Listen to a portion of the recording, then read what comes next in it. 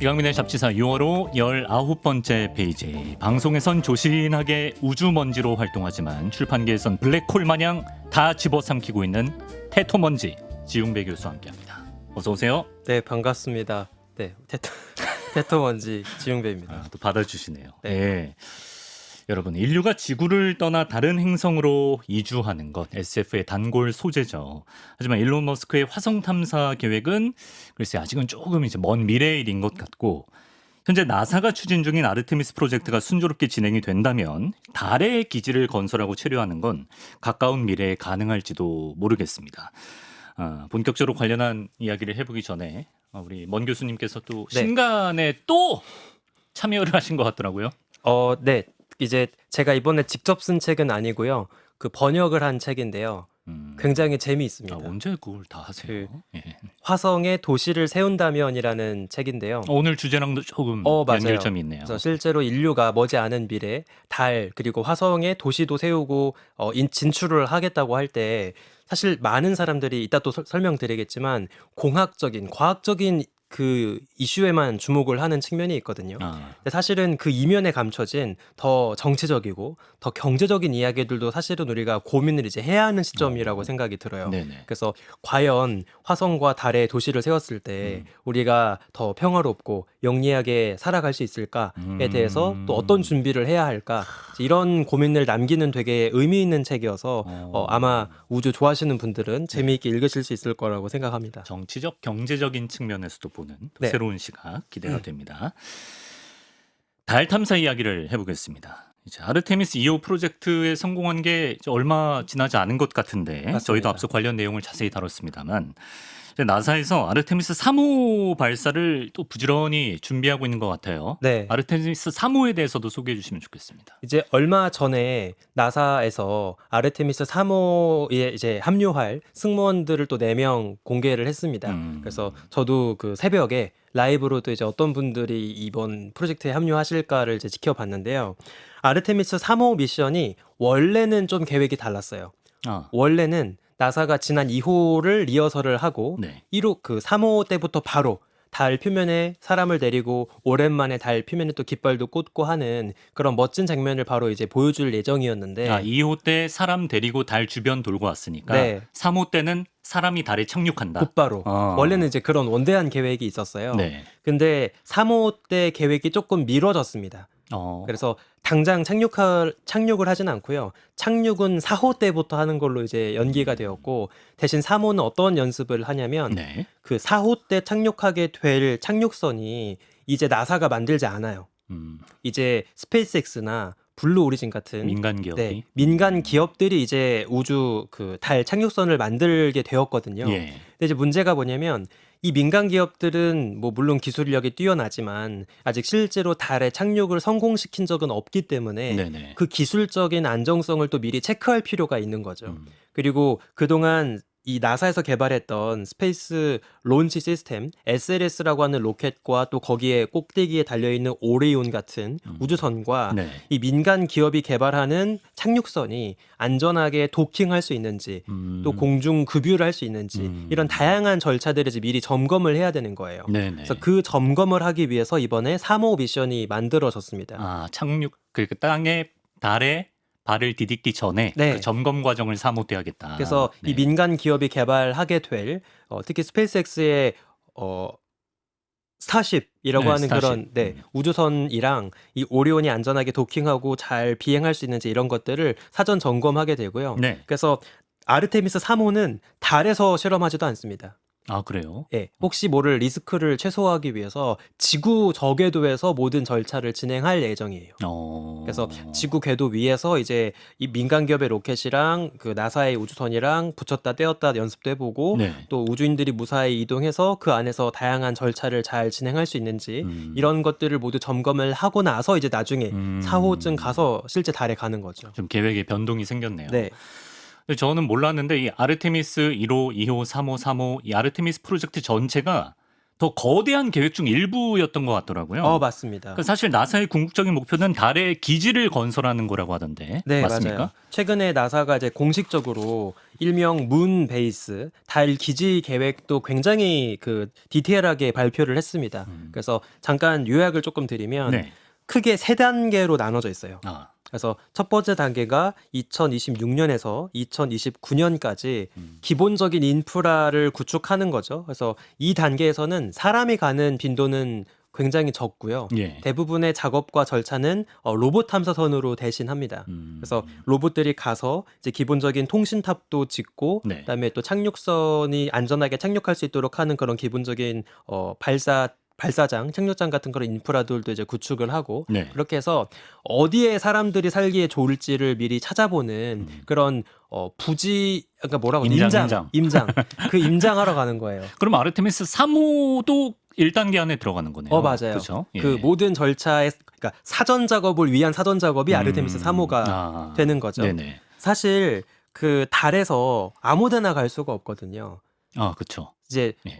달에 가려면 그럼 만약에 우리 그 편집장님께서 저번에 문제 내셨었어요. 아르테미스 네. 2호 편에서 맞아요. 남극에 가야 된다고. 맞습니다. 예, 왜냐면 거기에 얼음이 있기 때문에. 맞아요. 예. 달 남극이 이제 제일 주목받는 지역 중에 하나인 게 미국도 그렇고 중국도 그렇고 앞으로 자국의 우주인을 보내겠다고 할 때 달 극지방을 제일 노리고 있거든요. 이제 그 이유가 크레이터 아래쪽에 태양빛이 오랫동안 들지 않는 영구 음영 지역, 항상 얼음이 꽝꽝 얼어 있는 이제 그런 얼음 지역들도 많이 있고, 네. 그리고 극지방에 가면 태양빛이 적긴 하지만 네. 오히려 역설적이게도 또 태양광 발전을 하기에 유리한 측면도 있어요.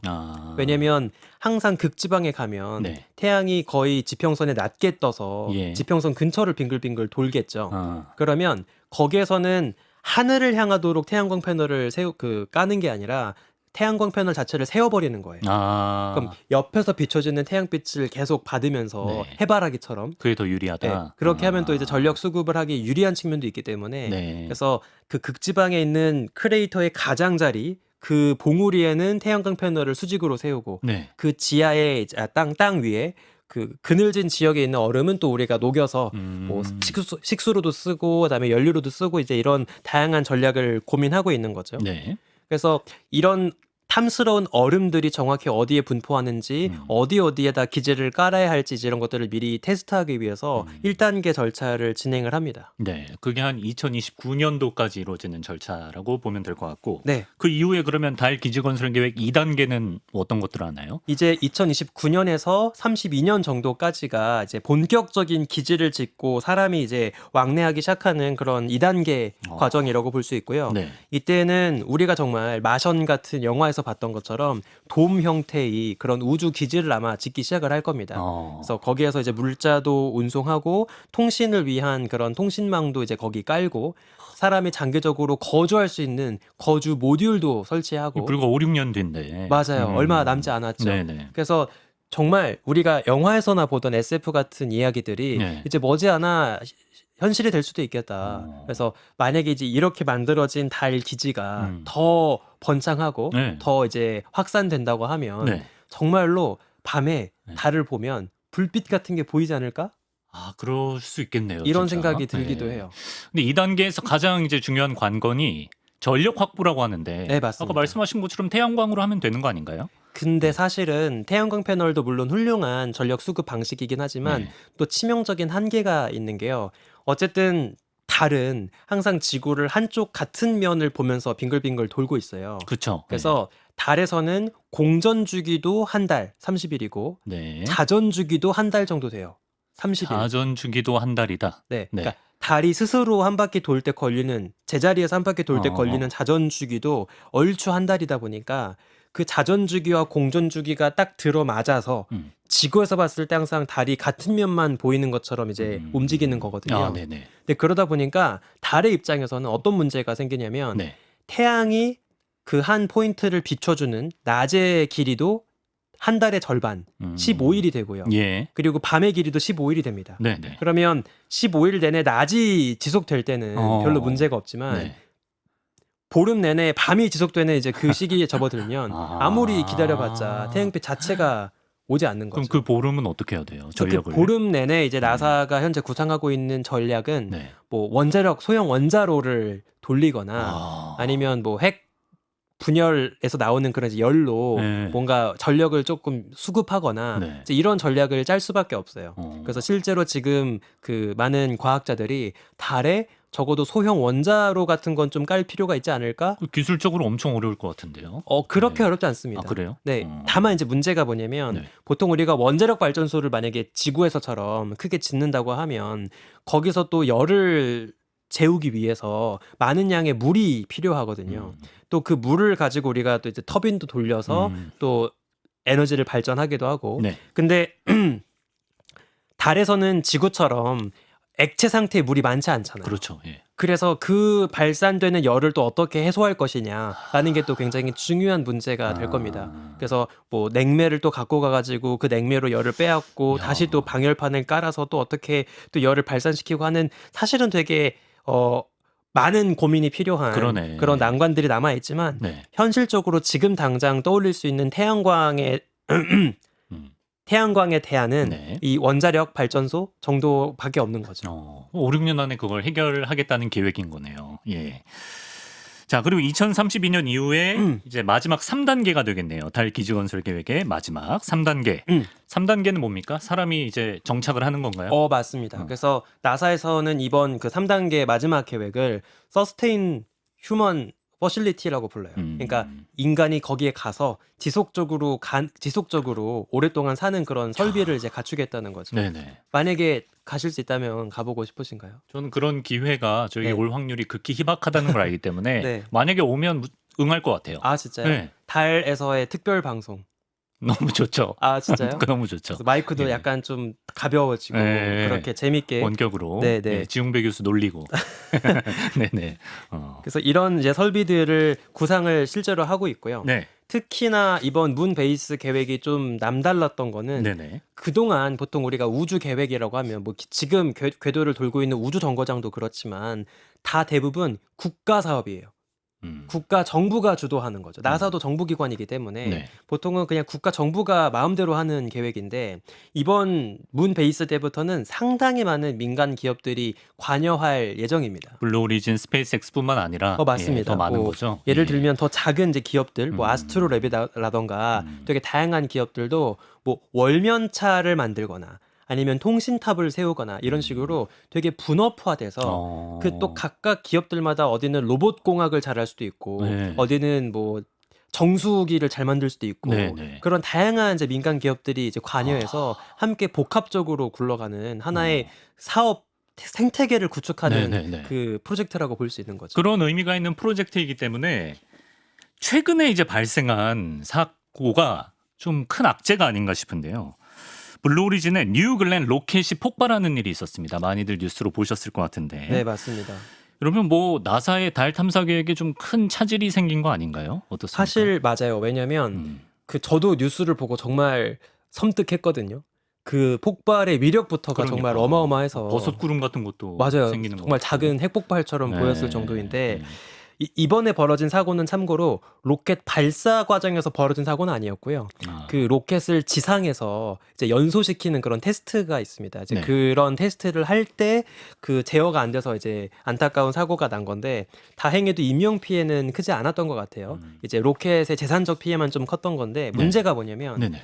나사가 지금 고민이 있어요. 어떤 고민이요? 스페이스X가 사실 독주하고 있거든요. 어. 이 민간 우주 시장에서 뭐 물론 스페이스X의 뒤를 이어서 로켓랩, 뭐 블루 오리진 같은 다양한 민간 기업들도 이제 나오면서 나름대로 경쟁한다고 주장하고 있긴 하지만 네. 사실상 아직까지는 스페이스X가 이 시장을 좀 독점하고 있는 게 사실입니다. 네. 근데 나사가 뭐를 고민하고 있냐면 너무 이 국가의 운명이 걸려 있는 모든 우주 개발 프로젝트를 특정한 기업에 몰아주는 것이 좀 리스크가 있다고 생각하는 그렇게 거예요. 생각할 수 있죠. 왜냐면 그렇게 되면 네. 지금은 스페이스X가 각광받는 이유가 사실 로켓을 재사용하게 되면서 비용이 대폭 줄었기 때문인데 네. 결국에 경쟁자가 없다면 이 독점하고 있는 기업이 마음대로 가격을 끌어올려도 여기에 대해서 우리가 대응할 수도 없고 또 혹시 기술적인 문제가 벌어졌을 때 더 안전한 다른 대안 자체가 없다는 거예요. 네. 그래서 지금 사실 나사 내부에서도 스페이스X가 물론 훌륭한 기업이긴 하지만 너무 여기에 의존을 하고 있는 게 좀 문제가 아닐까라는 이제 인식들이 생기고 이 있거든요. 나사를 쥐락펴락하게 될 수도 있기 때문에. 맞아요. 그래서 이제 좀 경쟁을 일부러 의도적으로 좀 시키려고 합니다. 근데 블루 오리진에서 그 사고가 났으니까 맞아요. 더 걱정이 되겠네요. 사실 그 아르테미스 4호쯤부터 네. 어디 회사의 착륙선을 사용할지가 아직 결정이 안 돼 있었어요. 아, 그래요? 그러니까 예. 약간 일부러 의도적으로 네. 경쟁 입찰을 시키는 거죠. 아. 그래서 스페이스X 그다음에 블루 오리진 또 노스룹 그루먼 같은 그런 다양한 민간 항공 우주 방산 기업들이 네. 이제 서로 다양한 방식, 다양한 비용으로 우리가 더 안전하고 더 훌륭한 착륙선을 만들 수 있습니다라고 해서 이제 입찰 경쟁을 해야 하는데 네. 문제가 블루 오리진의 발사장 자체가 날아가 버렸으니까 이거를 복구시키는 데만 적어도 1년, 2년 걸릴 거거든요. 발사 대회가 지금 파손이 된 거잖아요. 그쵸. 그렇죠. 발사를 위해 필요한 인프라 자체가 날아갔기 때문에 단순히 로켓 하나가 추락하고 하는 문제를 벗어나는 거죠. 그래서 어쩔 수 없이 네. 다시 스페이스X 의존도가 올라갈 수밖에 높아지겠네요. 없습니다. 예, 네, 싫어도. 예. 그렇죠. 뭐 나중에 가서 블루 오리진이 뭐 다시 뒤늦게 합류할 수 있을지는 모르겠지만 네. 아까 말씀드린 것처럼 사실 이번 아르테미스 그리고 문 베이스는 네. 하나의 그 산업 생태계를 이제 결정하는 과정이거든요. 그러면 이번에 블루 오리진이 예기치 못한 사고로 인해서 처음에 함께하지 못하게 되면 그럼 전반적인 모든 그 문 베이스의 기초 인프라 이 산업적인 그치. 인프라를 네. 스페이스X가 자기 입맛에 맞게 꾸려 나갈 거거든요. 그럴 수 있을 것 같아요. 그러면은 뭐 정말 사소한 얘기지만 네네네. 사실 그럴 가능성은 없겠지만 예를 들어서 네. 스페이스X가 모든 콘센트 연결 접합부를 네. 다 자기 그 양식에 맞게 만들어 버리면 예, 기준이 되는 거죠. 그렇죠. 예. 우리가 막 스마트폰도 이어폰 구멍 안 맞아가지고 돼지코드를 꼽아야 그쵸. 되는데 한번 그거 스마트폰 사버리면 나중에 바꾸기가 되게 곤란해지는 네, 것처럼 네, 네. 이제 그런 사소한 것부터 이제 모든 기술적 인프라를 다 한 기업이 독점하게 되면 네. 결국에 나중에 합류하게 되는 블루 오리진이나 다른 기업들도 네. 자기네 양식을 버리고 그 먼저 선점한 기업을 따라갈 수밖에 없을 거예요. 그런 어떤 생태계, 독점의 문제는 뭐 차치하고서라도 스타쉽의 이제 유인 달 착륙선에 기술적으로는 괜찮습니까? 이게 아직 뭐 안전한 수준인가요? 사실 여기에 대해서 조금 우리가 냉철한 분석은 필요하다고 생각합니다. 네네. 그러니까 스타쉽 요즘에 계속 연습도 하고 있고 뭐 실제로 로켓 그 커다란 두꺼운 로켓을 젓가락 찝듯이 막 착륙도 시키고 너무 영화 같은 일들을 너무 멋지게 하고 있어요. 네. 그리고 최근에는 또 해상에다가 착륙시켜서 물론 이제 의도적으로 기울여서 이제 터트리긴 했지만 굉장히 많은 발전을 하고 있다고 생각은 합니다.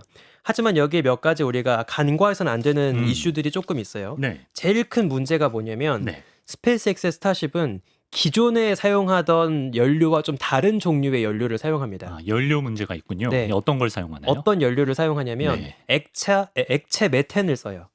메테인. 네, 액체 네. 메탄을 사용합니다. 네. 근데 그 이유가 뭐냐면 기존의 로켓은 발사만 시키면 됐어요. 네. 그래서 그냥 에너지 효율만 생각하면 됐는데 스페이스X 같은 경우에는 제일 이제 중요한 탤런트 중에 하나가 로켓을 지상에 무사히 착륙시키는 거잖아요. 그렇죠. 예. 그러면 어떤 문제가 생기냐면 기존의 연료를 그대로 쓰게 되면 로켓 자체가 너무 많은 그을음이 생기는 거예요. 그을음이 생긴다. 네. 네. 그럼 불꽃을 내뿜으면서 땅으로 내려오다 보니까 네네네. 불꽃이 당연히 네. 로켓 몸체까지 다 올라와 버리겠죠. 아. 근데 기존의 옛날 하이드라진이라고 하는 연료를 쓰게 되면 네. 너무나 많은 그을음이 생겨서 실질적으로 로켓을 착륙시켜서 그대로 그을음만 싹 닦아서 재활용시키는 게 무의미해집니다. 아, 메테인을 쓰면 그게 해결되나요? 근데 맞아요. 액체 메테인은 네. 그런 그을음이 덜 생기다 보니까 조금 효율이 떨어지더라도 이제 그런 전략을 써왔던 재활용을 거예요. 할 수 있다. 맞아요. 네. 근데 문제가 뭐냐? 네. 액체 메테인은 그 끓는 점이 굉장히 낮습니다. 끓는 점이 낮으면 상온에서 다 기체 상태인 거예요. 예. 근데 예. 그러니까 액체 메테인은 엄청나게 낮은 온도로 억지로 냉각을 시키고 억지로 가압을 시켜야 겨우겨우 액체 상태로 보관 가능한 거죠. 아. 근데 기존의 연료 같은 경우에는 우리 뭐 예를 들어서 자동차에 휘발유 넣을 때도 보면 그냥 상온에서 충분히 다 액체 상태로 존재하잖아요. 그렇죠. 그렇죠. 그러니까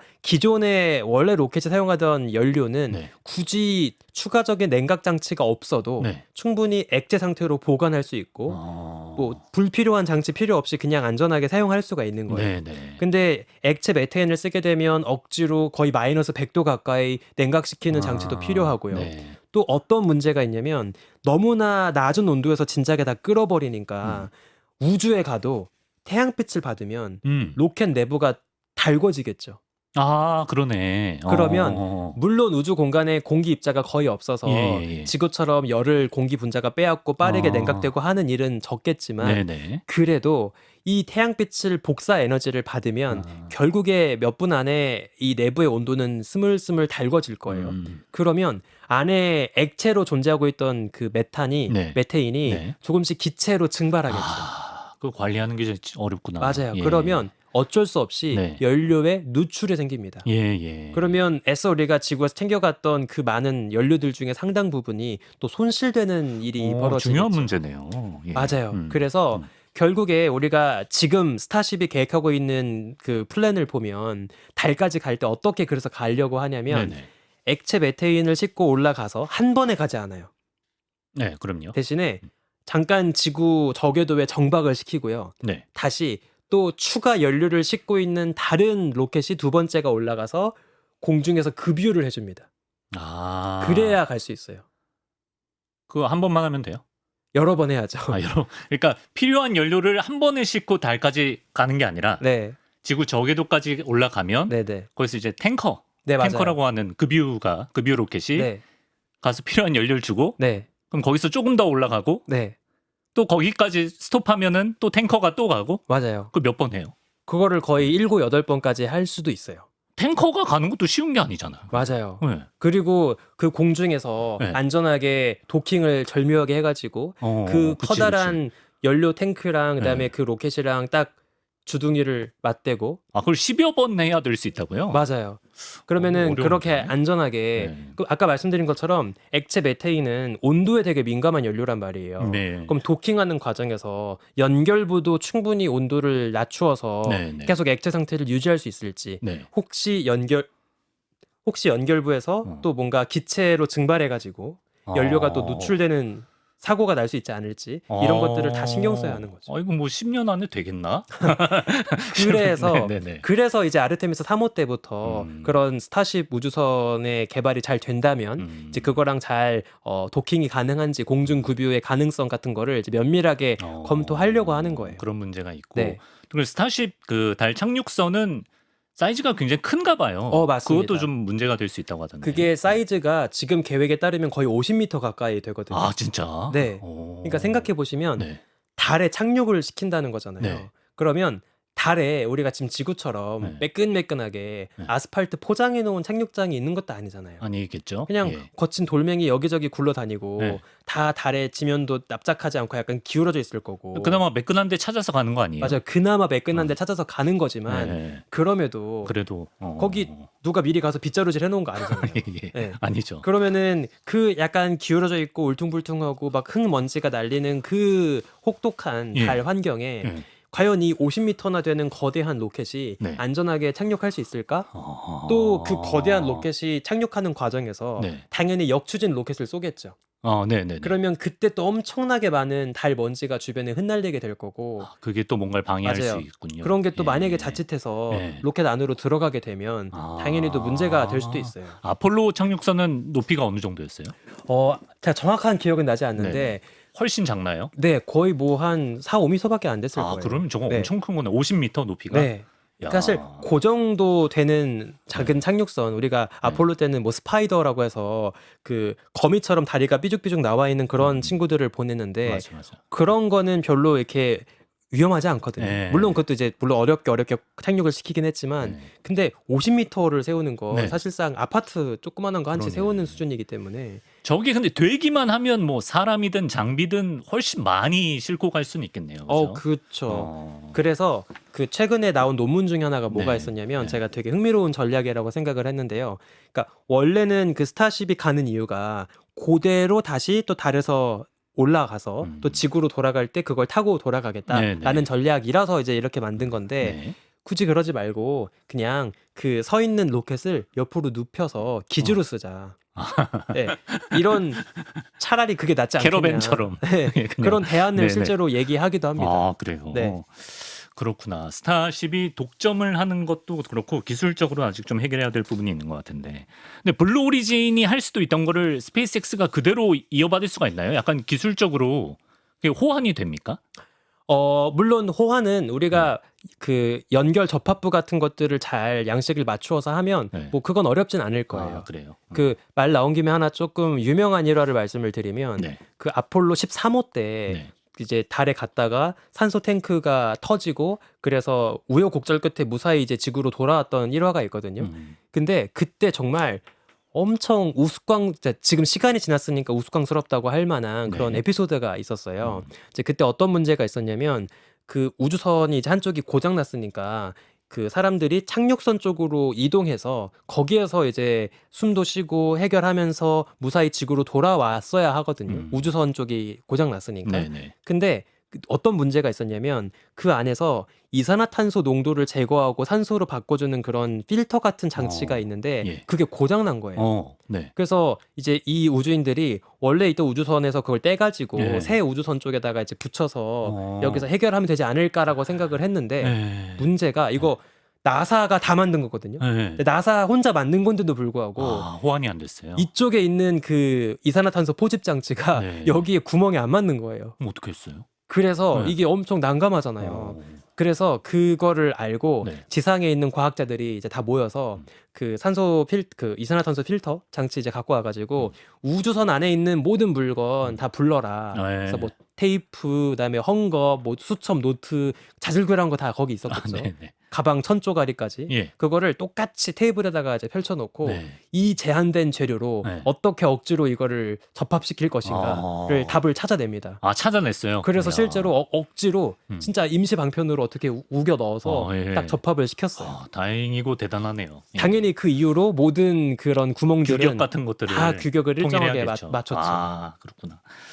그렇습니다. 좀 기술적인 얘기를 해봤고요. 이번에 이제 우주먼지님이 번역에 참여하신 뭐 신간에서도 그런 얘기가 있다고 하셨지만 달 탐사에는 기술적 문제 말고도 우리가 생각해야 될 게 사실 굉장히 많다면서요. 맞습니다. 네.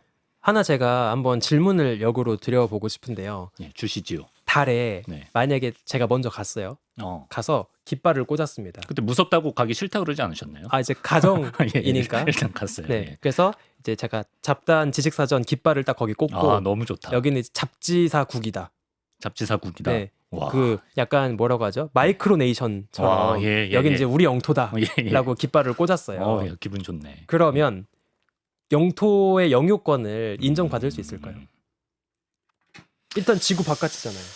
그 어느 나라의 영공 영해도 아니에요. 미국 오기 전이에요? 미국 오기 전이면 좀 해볼 수 있을 것 같기도 하고. 그래요? 이거 모르겠네. 이게 네. 사실은 현존하는 국제법상 그 기준이 있습니다. 그 기준이 있을 것 같아. 그 예. 이미 예. 아폴로 우주인들 달에 보내기 직전에 네. 이제 한창 그 즈음에 네. 미국이 주도해서 1967년에 국제 우주 조약이라는 걸 만들었어요. 그래서 이 우주 조약에 따르면 여러 가지 이제 그 조항들이 있는데 그 중에 하나가 어느 나라도 우주에 대해서 우주 공간 전체에 대해서 영토 영유권을 주장할 수 없다. 잡지사 깃발 꽂아도 네. 아무 소용이 없네요. 네, 아무 의미 없다. 예. 그러니까 가서 그 미국 깃발 꽂은 거죠. 영토권 주장 아니다. 우린 그냥 가서 기념사진 찍은 거다. 라는 맥락에서 당연히 네. 그걸 할 수가 있었던 거예요. 네. 약간 어떤 느낌이냐면 남극 같다고 보시면 돼요. 남극. 네, 예. 남극도 어느 나라가 특정하게 영유권을 주장하진 않아요. 그렇지. 그렇죠. 그래서 우리가 가서 과학적인 탐사도 하고 뭐 가끔 가다가 뭐 환경 연구도 하고 이런 목적으로만 방문을 하지. 어떤 규범 하에 각국이 기지도 짓고 하는 거죠. 맞아요. 예. 뭐 남극이 국제 경기에 깃발 들고 참여하진 않잖아요. 아니죠. 네. 근데 그러면 그러면 과연 달에서 이 영토권을 주장할 수 없다라는 조항이 있으니까 네. 그치 그러면 다 안 싸우고 평화롭게 살겠네. 아니지. 라고 생각할 수 있을까요? 그게 지속될 수 있을까? 그쵸. 정말 이제 강대국들이 이게 뭐 한 국가가 아니라 복수의 국가가 진출했을 때는 싸움 날 것 같은데요. 예. 이게 이제 현실을 보면 당연한 얘기지만 그러기 어려울 거라고 봅니다. 모든 전문가가 다 그렇게 얘기해요. 왜냐면 이번에 그 1967년도에 있었던 우주 조약 말고 이번에 또 아르테미스 미션을 진행하면서 네. 다시 한번 미국이 거버넌스를 주도하기 위해서 만든 아르테미스 협정이라는 게 있습니다. 네. 근데 이 협정 내용을 보면 어떤 미묘한 개념이 등장하냐면 네. 세이프 존, 세이프 존 안전지대, 거기 어디예요? 안전구역이라는 개념이 나와요. 예. 자, 일단 왜 안전지대라는 개념이 왜 필요할까요? 모르겠어요. 왜 필요하냐면 네. 명분은 되게 좋아요. 아까 말씀드린 것처럼 달에서는 우리가 그 레골리스라고 하는 뾰족뾰족한 먼지들이 되게 많거든요. 그럼 예를 들어서 만약에 제가 발사장을 지었어요. 네. 달에다가 네. 거기서 우리나라 로켓을 쏘고 착륙시키고 합니다. 네. 그러면 그 로켓을 발사하는 발사장 주변에서는 계속 흙먼지가 흩날릴 거예요. 아, 그러면 그 옆에다가 바로 태양광 패널을 깔거나 네. 거주 모듈을 설치한다고 하면 사실은 되게 안 좋겠죠. 그렇겠죠. 그럼 일부러 발사장은 멀찍이 떨어뜨려 놔야 해요. 예, 예. 그리고 발사장으로부터 반경 몇 킬로미터 이내에는 그 누구도 추가 인프라를 설치하지 않도록 합시다. 네, 여기는 네. 안전구역으로 설정합시다라고 이야기를 할 수 있겠죠. 네. 그러니까 안전지대라는 개념은 사실 되게 좋은 개념이에요. 혹시 아, 인프라가 네. 너무 따닥따닥 겹쳐서 붙어 있으면 예. 한 곳에서 사고가 나면 그게 곧바로 다른 인프라까지 망가뜨리고 더 큰 피해가 갈 수 있기 때문에 일단은 최대한 통신탑, 착륙장, 뭐 과학 실험실 이런 것들을 멀찍이 떨어뜨려 놓고 사이사이를 월면차 타고 다니자. 필요한 거긴 하네. 이런 거죠. 예, 예. 자, 그러면 예. 너무나 좋은 명분으로 안전지대를 개념을 만들었어요. 그러면 이 말은 결국에 뭐냐면 우리가 여기에 발사장 세웠으니까 우리가 여기에 실험실 세웠으니까 니들은 여기에 너무 가까이 오지 마. 그 라고 바운더리는 역설적으로 영토처럼 되는 거죠. 그쵸. 투명한 울타리를 거기에 세워버리는 발사장이 깃발 역할을 하는 거지. 맞아요. 그러면 그게 사실상 그러네. 영유권과 뭐가 다르냐. 이번에 아르테미스 때 그게 들어간 거예요. 네. 그 개념이. 아, 약간 좀 냄새 나네. 영유권이랑 사실상 다를 게 없잖아요. 그리고 아까 달 남극 쪽에서만 뭔가 가능하다고 했잖아요. 기지 건설 같은 게. 맞습니다. 그러면 달 중에서도 그렇게 일부 지역 놓고 또 싸움 나겠네요. 너무 정확한 지적이신 네, 게 네. 그러니까 우리가 달 뭐 아무리 그래도 달이 물론 지구보다 작긴 하지만 네. 아직 달 너무나 넓고 뭐 아무도 안 사는데 그 허허벌판에 내가 내 땅 만들든 말든 무슨 상관이야 싶을 수 있겠지만 달에서도 사람이 살기에 좋은 노른자 땅, 네. 그 그렇죠. 금싸라기 땅은 사실 제한되어 있습니다. 아, 그러면 당연히 우주 개발을 선도하고 있는 여러 선두주자 국가들은 거기를 더 노리겠죠. 그렇겠네요. 제가 그래서 항상 반 농담으로 뭐라고 이야기하냐면 달에서는 물이 사실상 투명한 석유다. 라고 이야기를 합니다. 그래서 우리가 지금도 지구에서도 네. 이 제한된 석유 자원을 가지고 온갖 그 세계 각축전이 벌어지고 있듯이 네. 달에 가면 이제 그 물을 가지고 얼음을 누가 독차지할 것이냐를 가지고 엄청난 각축전이 벌어질 수밖에 없다고 생각을 미국이며 하고 있죠. 중국이며 러시아며 뭐 진출하는 나라들 다 해당되는 얘기겠죠. 맞습니다. 그리고 이제 먼지님이 이렇게 원고에 던져주신 질문들이 흥미로운 게 많은데 좀 빠르게 좀 읽어보면 달에서 태어난 사람의 국적은 어떻게 할 것이며 네. 달에서 채굴한 물과 산소는 누구의 것으로 해줄 것이며 민간 기업이 달 자원을 팔 수 있게 할 것이며 아니면 어떤 나라의 기지에서 사고가 났을 때 뭐 그런 책임을 또 어떻게 할 것이며 뭐 범죄가 일어나면 또 달에 사람들이 사는데 맞아요. 그럼 법적으로 어떻게 할 것이며 그리고 또 이런 문제도 있어요. 예를 들어서 어떤 우주의 기지에 살고 있던 사람이 위험에 빠졌을 때 제가 그 나라 국적과 달라요. 네. 다른 나라 사람이 위험에 빠진 거예요. 네. 그러면 저한테 구조 의무가 생기는 것이냐. 아 그런 것도 네. 그럼 정해놔야겠네. 지금 먼지님이 달 탐사하지 말자는 건 아니잖아요. 맞아요. 예. 당연히. 그러니까 전 네. 오히려 달 개발을 하고 달 기지를 짓고 하는 것도 되게 멋진 미래라고 생각하고 현실적으로 우리가 지금 나아가는 방향을 보면 네. 각 머지않은 미래에 닥칠 미래라고 생각하거든요. 네. 그러면 할 거라면 제대로 하자. 아. 이런 준비와 고민을 미리미리 해놓자라는 이야기죠.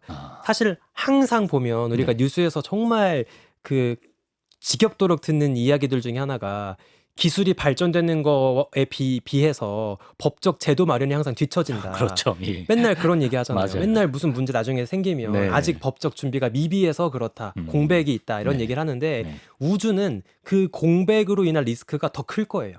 아, 물론 그치. 그러니까 그 리스크가 어마어마할 것이기 때문에 네네. 최소한 그런 문제를 미연에 방지하려면 이제 우리가 아직 우주에 못 가고 있더라도 그걸 상정해놓고 전 인류의 차원의 인류적인 어떤 이미지 트레이닝을 같이 하면서 우주에서 벌어질 법한 여러 사회적인 문제, 뭐 여러 다양한 측면의 문제를 미리 좀 문서화해 놓을 필요가 있지 않을까라는 이제 고민을 우리가 하고 있는 거죠.